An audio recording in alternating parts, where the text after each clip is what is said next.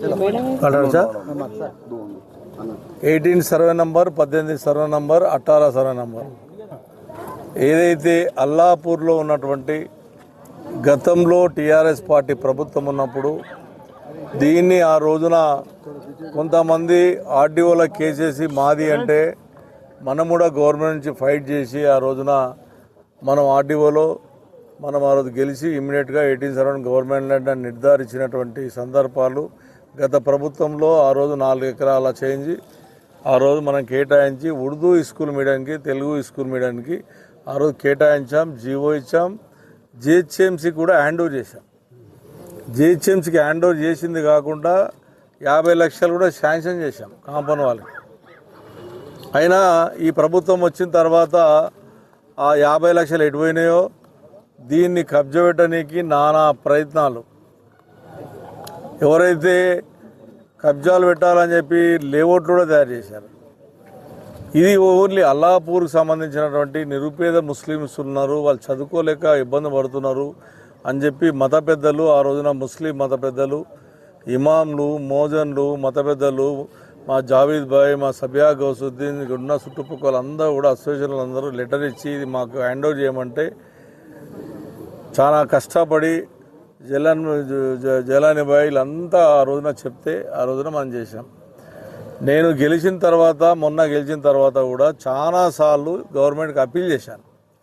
అయ్యా ఈ 18 survey number government land ఇది, దీన్ని 50 లక్షలు శాంక్షన్ చేసాం గత ప్రభుత్వంలో టీఆర్ఎస్ ప్రభుత్వంలో.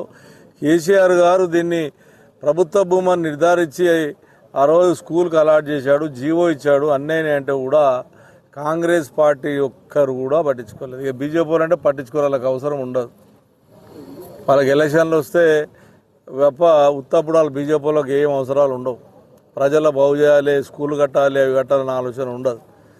కానీ కాంగ్రెస్ పార్టీ అధికారం వచ్చినాక నేను ఎన్ని ప్రయత్నాలు చేసినా ఇప్పుడున్నటువంటి కలెక్టర్ గారు, ఇప్పుడున్నటువంటి ఎంఆర్ఓ గారు, సార్ ఇది ఎట్టి పరిస్థితుల్లో గవర్నమెంట్ ల్యాండ్ అంటే పాపం నిర్ధారించి నిజంగా ఇది గవర్నమెంట్ ల్యాండే అని కలెక్టర్ గారు నిర్ధారించాడు, ఎంఆర్ఓ గారు నిర్ధారించాడు. అప్పుడు హైడ్రా కమిషనర్ గారికి లెటర్ పెట్టాడు, అయ్యా హైడ్రా కమిషనర్ గారు ఇది మా గవర్నమెంట్ ల్యాండ్, దీన్ని మీరు ఫిన్సింగ్ వేయండి అని అఫీషియల్గా హైడ్రా కమిషనర్ గారు కూడా లెటర్ పెట్టాడు. కానీ హైడ్రా కమిషనర్ గారు పట్టించుకోలేడు. పట్టించుకోకపోతే మళ్ళీ 2 నెలల తర్వాత మళ్ళా కలెక్టర్ దగ్గరికి నేను సబియా గౌసుద్దీన్ కలెక్టర్ దగ్గరికి వెళ్ళి కూర్చొని అయ్యా హైడ్రా గారు పట్టించుకోవట్లేదు దీన్ని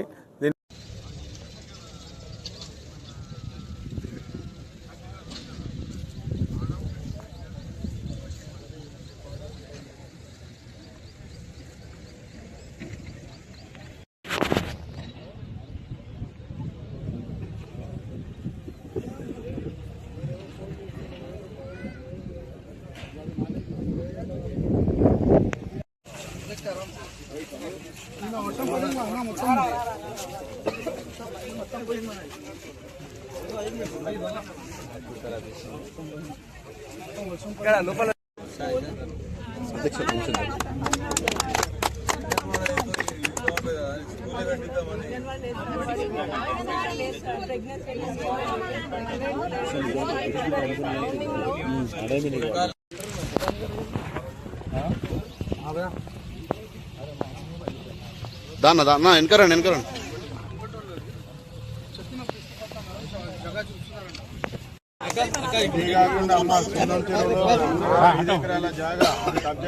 కాపాడిన